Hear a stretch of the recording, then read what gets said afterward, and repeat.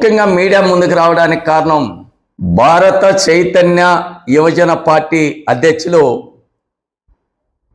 రామచంద్ర యాదవ్ గారు నిన్నటి రోజున రౌండ్ టేబుల్ సమావేశం ఏర్పాటు చేసి ఆ రౌండ్ టేబుల్ సమావేశంలో జగన్మోహన్ రెడ్డికి ఏ విధంగా వత్తవాసిగా మాట్లాడినాడో రామచంద్ర యాదవ్ రాష్ట్రం అంతా కూడా మరి అందరూ కూడా గమనించినారు.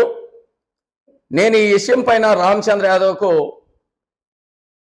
తెలియజేయడం ఏమంటే, అసలు ఆ చర్చ వేదిక జగన్మోహన్ రెడ్డి కోసం పెట్టావా, వెనుకబడిన వర్గాలు బీసీ ఎస్టీ మైనార్టీ కోసం పెట్టావా చర్చ వేదికని కూడా ఈ విషయంపై నిలదీసి అడుగుతున్న రామచంద్ర యాదవ్ని. దాదాపు 2023 పార్టీ తాపేసినాడు రామచంద్ర యాదవ్. పర్వాలేదో ఏదో బీసీ ముందుకు వస్తున్నాడని మేము కూడా అనుకున్నాం, కానీ ఏదో ఫస్ట్ పెద్దిరెడ్డి రామచంద్ర రెడ్డి మీద మాట్లాడుతున్నా అంటే పర్వాలేదు, ప్రజల పక్షం పోరాడుతున్నాడు రామచంద్ర యాదవ్ అనుకున్నాం. అతను ఈరోజు జగన్మోహన్ రెడ్డి ఆడమన్నట్టుగా ఆడుతున్నాడు, పాడమన్నట్టుగా పాడుతున్నాడు రామచంద్ర యాదవ్ అనేది కూడా సాక్షాత్ నిన్న రౌండ్ టేబుల్లోనే కనపడిందని కూడా మీడియా తరగకుండా ఈ విషయం పైన తీవ్రంగా ఖండిస్తున్నాం. ఎందుకంటున్నా అంటే, బీసీలు ఎదగడానికి మేము కూడా సంతోషపడతాం. నువ్వు చేసింది ఎక్కడ? ఆ బీసీలో ఒక రౌండ్ టేబుల్లో బీసీ ఎస్టీ మైనార్టీ వర్గాలు పిలిపించుకున్నావు. మేధావులు వచ్చారు, న్యాయవాదులు వచ్చారు, కళాకారులు వచ్చారు, రాజకీయ మరి ఎవరైతే పండితులు వచ్చారు, రాజకీయంగా సలహాలు సూచనలు ఇచ్చేవాళ్ళు కదా. అటిమింటి అందరు కూడా మేధావులు వచ్చినప్పటికీ ఆ మేధావులతో కూడా సరి సమానంగా రౌండ్ టేబుల్ నువ్వు కూడా కూర్చోవచ్చు. కూర్చున్న తర్వాత అడిగిన వాళ్ళకంతా కూడా కరెక్ట్గా సమాధానంగా చెప్పాలి. నువ్వు ఎందుకు పెట్టావంటే, జగన్మోహన్ రెడ్డికి నువ్వు వత్తవాసి పెరగడానికి, జగన్మోహన్ రెడ్డికి సపోర్ట్ చేయడానికి ఆ రౌండ్ టేబుల్ ఉన్నదని కూడా నేను మీడియా ద్వారా కూడా రామచంద్ర యాదవ్ని అడగగలుగుతున్నానని చెప్తున్నా. అక్కడ చాలామంది కొంతమంది వర్తలు మేధావులు గారు మాట్లాడిన దాని కూడా కొంతవరకు జారేసుకుంటా వచ్చాడు. ఆయన కూర్చుండింది మనము బీసీలు ఎదగాలన్నప్పుడు వదగాలి, మనం ఏ విధంగా ముందుకు పోవాలనే ఆలోచనగా లేకుండా ఆయన ఏదో పెద్ద రాజ్భవన్ ఒక చైర్ వేసుకొని, నేను తప్పల్లా, కాకపోతే రౌండ్ టేబుల్లో ఉన్నప్పుడు మన బీసీల్ని, పక్కనున్న బీసీల్ని వాళ్ళ ఆత్మగౌరవం దెబ్బతినేట్టుగా మనం వ్యవహరించకూడదు అనేది నేను రామచంద్ర యాదవ్ గారిని అడుగుతా ఉన్నా. దాన్ని పోతే నువ్వు కూర్చుంటావు నీ కుర్జీ నువ్వు ఆడ మరి అడిగిన దానికి పొంతం లేని సమాధానాలు చెప్పినావు. నువ్వు అడిగే వాళ్ళకి ఆ పొంతం లేనిగా మరి వాళ్ళకి వివరణలు ఇస్తున్నావు. అక్కడ అందరూ అట్లే ఉంటారు కదా. దానికి రజనీ గారు ఒక న్యాయవాదిగా ఉండి, మీరు రామచంద్ర యాదవ్ గారు మీరు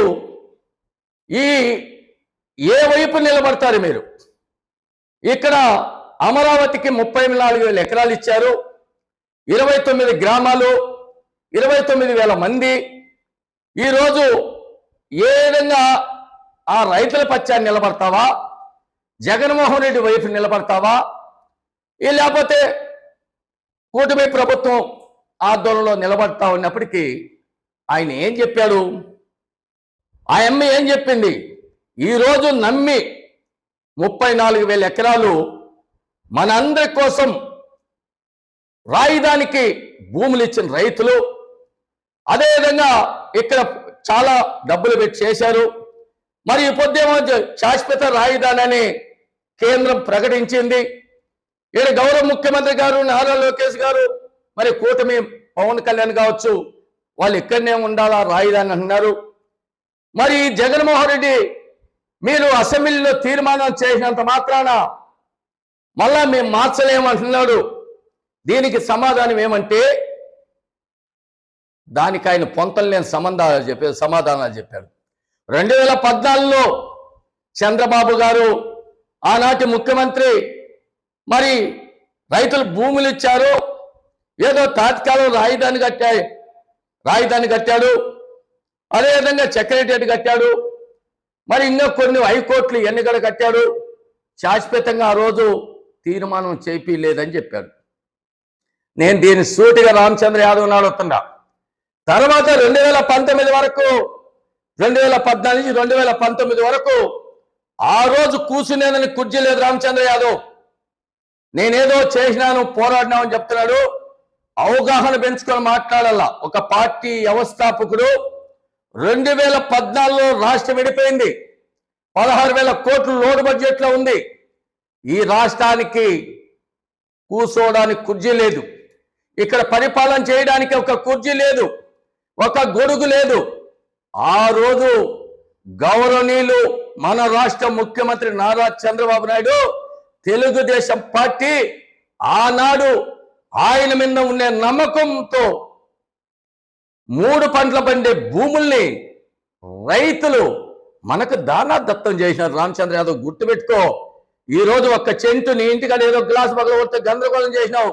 3 పంటల పండే భూముల్ని వాళ్ళ బిడ్డల పాపకు అన్యాయం చేసి ఈ రాష్ట్రం బాగుండాలా, ఈ రాష్ట్ర ప్రజలు బాగుండాలా, 5 కోట్ల మంది ప్రజలకు మనం చెడిపోయినా పర్వాలేదు, 5 కోట్ల మంది చెడిపోకూడదునే 29 గ్రామాలు, 34,000 ఎకరాలు, 34,000 ఎకరాలు భూములు ఇచ్చి ఆ రోజు బస్సు చేసి సెక్రటేరియట్ కట్టించింది చంద్రబాబు నాయుడు కాదా రామచంద్ర యాదవ్ గారని నేను సూటిగలుగుతున్నా. రెండోదే, అసెంబ్లీలో జగన్మోహన్ రెడ్డి 5 ఏళ్ళు మరి బూతులు మాట్లాడి ఇరుసుకబడింది ఆనాడు చంద్రబాబు నాయుడు కట్టిందే కదా రామచంద్ర యాదవ్ గారు. తెలుదా నీకు?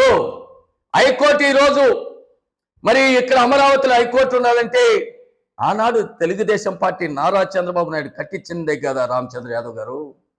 మరి తిరిగి 29 రోడ్లు వేసి ఈరోజు అందరూ గారు తిరుగుతా ఉన్నారంటే 5 ఏళ్ళు జగన్మోహన్ రెడ్డి, వాళ్ళ మంత్రులు, వాళ్ళ ఎమ్మెల్యేలు, వాళ్ళ ఎమ్మెల్సీలు అందరూ కూడా అక్కడ పోయి తిరిగిన కార్లలో తిరిగిన రోడ్లు ఆనాడు తెలుగుదేశం పార్టీ నారా చంద్రబాబు నాయుడు నిర్మాణాలు చేసినట్టు కదా రామచంద్ర యాదవ్ గారు. మరి డీజీపీ ఆఫీస్ కట్టించాడు, రాజభవనం కట్టించాడు. 2014 నుంచి 2019 వరకు అంతవరకు పనులు పూర్తి చేసుకొని వచ్చి మనం కూడా కూర్చునేదానికి నీడ, మనం కూడా ఒక అసెంబ్లీలో మాట్లాడుకునేదానికి అవకాశం, ఒక బిల్డింగ్ కట్టి సెక్రటేరియట్ కట్టి మరి ఎంతో మందికి రోడ్లు మరమ్మతులు చేసి పెట్టింది ఇడిపోయిన రాష్ట్రం. మరి అన్నీ ఉండి వైఎస్ఆర్ పార్టీ అధికారంలోకి వస్తానే ఏం చేసినారు రామచంద్ర యాదవ్? అదేమన్నా మాట్లాడినావా నువ్వు? ఏం మాట్లాడినావు? ఇక్కడ కానీ జగన్మోహన్ రెడ్డి గురించి మాట్లాడాల. 3 రాజధానులకు అవకాశం కల్పించిన అంటే ఆ 3 రాజధానులు ఎక్కడైనా ఒక బిల్డింగ్ కట్టావా? కర్నూలులో హైకోర్టు కట్టావా? కట్ట అన్నాడు కదా 3 రాజధానులని. శాసన రాజధాని అన్నావు, శాసన రాజధానిలో ఏమన్నా రోడ్డు వేసినారా? అక్కడనే ఇసుక మట్టి అన్ని అమ్ముకున్నారే. మరి ఆ రోజు ఎందుకు రజని గారు అడిగిన, ఒక న్యాయవాది అడిగిన దానికి నువ్వెందుకు రిప్లై లేకుండా పోయినావని రామచంద్ర యాదవ్ గారిని అడుగుతా ఉండా. అంటే మళ్ళా ఏమన్నావు? ఆ 5 ఏళ్లలో జగన్మోహన్ రెడ్డిది పాత్ర గురించి ఏం మాట్లాడాలా? దుంసాలు మాట్లాడాలా? మరి 10 కోట్లు పెట్టి ప్రజా ఎదుగుని కూలగొట్టాడు జగన్మోహన్ రెడ్డిని చెప్పలా? ఎప్పుడో కట్టిన భవనాలకి పెయింట్ కొట్టి 26,000 కోట్లు మరి వృధా చేసిన మాట్లాడాలా? ఎంతో అమరావతిలో ఉండే సరుకంతా స్టీలు, కంకరు, సిమెంటు అన్ని గల నందిగామ సురేష్, మరి మంగళగిరి అప్పుడున్న ఎమ్మెల్యే ఆర్కే రామకృష్ణారెడ్డి ఎన్ని కూడా అమ్ముకున్నారో ఎన్ని చెప్పలా? ఆ రోజు మరి కార్మికులకు అన్యాయం చేసినారని చెప్పలా? మరి తిరిగి ఈరోజు మళ్ళా కూటమి అధికారంలోకి వచ్చిన తర్వాత ఈ జగన్మోహన్ రెడ్డి మళ్ళా వైఖరి పిచ్చి ముదే పరాకాష్ఠ చేస్తుంది. మీ ఎట్టోళ్ళు గారు సపోర్ట్ చేస్తారు జగన్మోహన్ రెడ్డి కానీ మళ్ళా తిరిగి కేంద్రాన్ని ఒప్పించి మెప్పించి శాశ్వత రాజధానిగా తిరిగి మళ్ళా ఎవరిగానే మార్చడానికి అవకాశం లేకుండా శాశ్వత రాజధాని నిర్ణయించింది, నిర్మాణం చేపించింది, ఒప్పించింది అన్ని కూడా తీర్మానాలు చేపించి ఇక్కడి నుంచి అసెంబ్లీలోగా తీర్మానం చేసి పార్లమెంట్కి పంపించి పార్లమెంట్ నుంచి రాజ్యసభ పంపించి ఆఖరికి రాష్ట్రపతి ముద్ర వేసి పంపించింది. శాశ్వత రాజధాని అమరావతి రాజధాని అని నెరవేర్చింది. చరిత్ర సృష్టించింది, చరిత్ర తిరగరాసింది నారా చంద్రబాబు నాయుడు కూటమి ప్రభుత్వాన్ని కూడా తెలియజేస్తున్నాం. రామచంద్ర యాదవ్ గారు మళ్ళీ ఈరోజు కూటమి ప్రభుత్వం ఏం చేయలేదని మాట్లాడుతున్నాం. అక్కడ పోయి చూస్తే కదా అమరావతిలో జగన్మోహన్ రెడ్డి తప్పులు చేసిన జగన్మోహన్ రెడ్డిని ఎక్కడిగా నువ్వు నిలదీసి అడగలేదే. అంతమంది మేధావులు వచ్చినారే, అంతమంది న్యాయవాదులు వచ్చినారే, అంతమంది కవులు వచ్చినారే. అన్ని రకాలుగా వచ్చినప్పుడు రామచంద్ర యాదవ్ గారు జగన్మోహన్ రెడ్డికి ఏటంగా వత్తవచ్చి మాట్లాడుతున్నాడు అనేది కదా సాక్షాత్తుగా మరి ఈరోజు ఆ యొక్క రౌండ్ టేబుల్ గారు తెలిసింది. ఒకవేళ రామచంద్ర యాదవ్ ఎక్కడ పిలిచినా కూడా నేను ఒక బీసీనే, నేను బీసీలకు నువ్వు న్యాయం చేస్తాను అక్కడ మాట్లాడేటోళ్ళు గారు సపోర్ట్ చేసింటావు. నువ్వు అక్కడ బీసీల గురించి కాదు జగన్మోహన్ రెడ్డి. నేను అడుగుతా, నువ్వు ఎక్కడైనా జగన్మోహన్ రెడ్డి 5 ఏళ్లలో ధ్వంసాలు చేసింది కానీ, హత్యలు చేసింది కానీ, అరాచకాలు చేసింది కానీ, సొంత బాబాయిని గొడ్డల పోటు గుడ్డు పోటుగా మార్చిన అన్ని గడి ఎక్కడ కానీ ఆ రౌండ్ టేబుల్లో చర్చించలేదే. ఓన్లీ నారా చంద్రబాబు నాయుడు లోకేష్, నారా చంద్రబాబు నాయుడు లోకేష్, పవన్ ఇంతేనా మాట్లాడేది? అందుకే నా రౌండ్ టేబుల్ చంద్రబాబు వాళ్ళు ఇంత ముందుగా వాళ్ళెట వైఎస్ఆర్ పార్టీ వాళ్ళు చంద్రబాబు లోకేష్ ఇదే మాట్లాడినారు.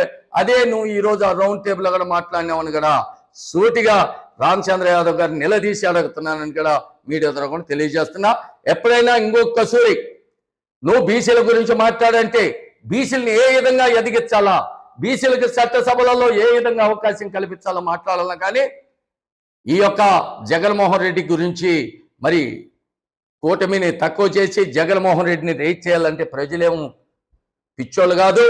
బీసీలు కూడా ఏ విధంగా బీసీలకి ఎక్కడ న్యాయం జరిగితే అక్కడికి ఇదవుతాను. కానీ ఇది గుర్తుపెట్టుకొని మాట్లాడితే రామచంద్ర యాదవ్ కూడా బాగుంటుందని కూడా మీడియా ద్వారా కూడా తెలియజేస్తారు.